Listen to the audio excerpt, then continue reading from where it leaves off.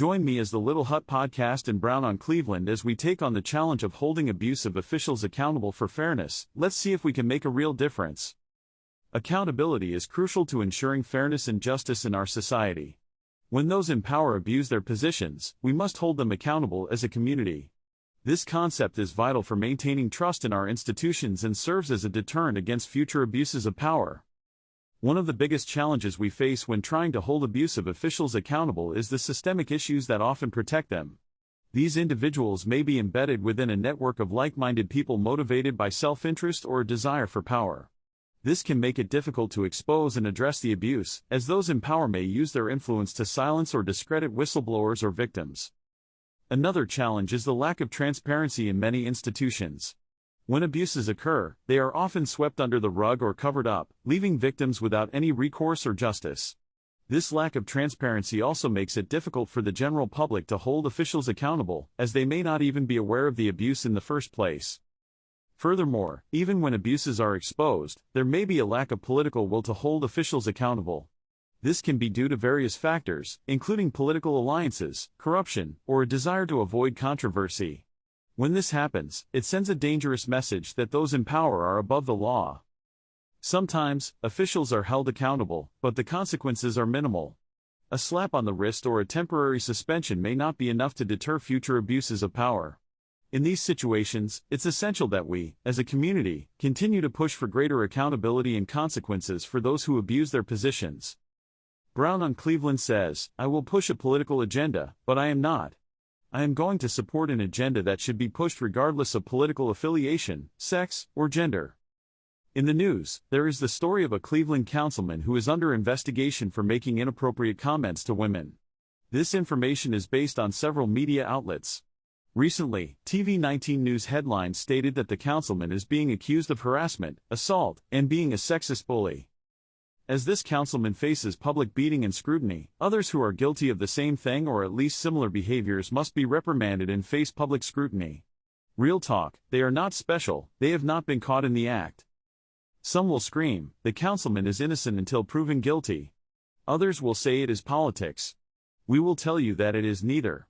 Let us explain. Innocent until proven guilty means that a person is presumed innocent until proven guilty in a court of law.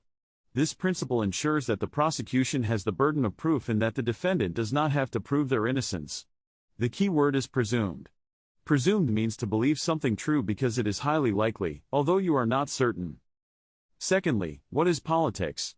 Politics is about making agreements between people to live together in groups such as tribes, cities, or countries. Some people spend much time making such agreements in large groups, such as cities, counties, states, and countries. These people are called politicians. Now that we understand, let's name the accused, Joe Jones of Cleveland Ward 1. Let's not act like he is the only one. Last year, Ohio State Representative Elliot Forham was accused of berating a woman. The woman appeared to be so distraught that she wrote an editorial in the Cleveland Plain Dealer, and her story was endorsed by a former state of Ohio senator who began calling for his removal. It was so bad that some false allegations were made against him. It was so bad that the Ohio Democrat Party had Forham removed from Columbus. They restricted his presence, which caused him not to be able to do his job as he was elected to serve effectively. Forham is now actively suing several political party members for defamation of character. Here is the funny part, the woman who appeared to have started the public scrutiny of Forham turned around and endorsed him for office. Brown can't make this stuff up. Let me bring race into this matter, not to incite bigotry or racial divide but to prove a point or at least open for mature, non-name-calling derogatory comments. Jones is black and was accused by women who were not black.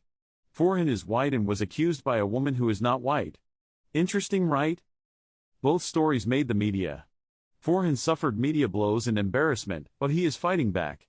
Jones feels the same heat and is yet to speak to the media outlets. While the city of Cleveland has paid approximately $8,500 in taxpayers' funds to have an independent law firm investigate the allegations against Jones, Forham was not afforded the same assistance from the state of Ohio. The Democrat Party, several elected officials, and media outlets appeared to have rallied against Forham. On the other hand, in Jones's case, everyone appears silent or is being silenced. Ain't nobody talking? Where is Nino Brown or Mayor Tiffany Henyard of Dolton, Illinois? So, where is the same outrage against Jones from the politicians of the same party who display disapproval and hatred against Forhan, be it whether he is guilty of the accusations or not? It constantly reminds Brown of people who always talk about President Donald Trump as a felon. My response is always, if you can accept felons on the judicial bench, felons in the mayor's office, and felons on the city council, then you have to accept felons in Washington, D.C. What's the difference? A felon is a felon, and maybe there should be legislation that says if you have been found guilty of a crime and you are labeled as a felon, you cannot run for any office, and pardons are not optional. Whether Jones is guilty of the allegations is not my concern or my fight, that's on him. However, whether Forhan got a raw deal and was the target of a political smear campaign is thought-provoking. This piece is an opinion about two tails of a political lopsided coin, those who have been accused of bullying, harassing, and intimidating women. We have observed the feedback, watched the stories, and wondered if the outcome would be the same or similar. The Democrat Party rose against Forhan. Will they rise against Jones?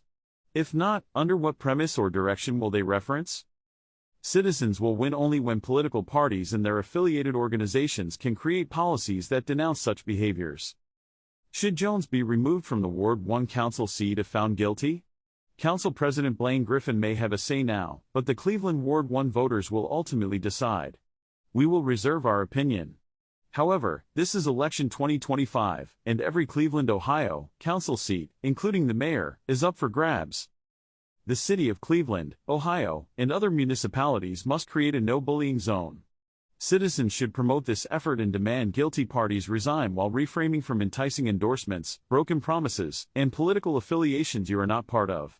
Do what is best for your family and community members. Call them out and support the resignation. Fairness matters.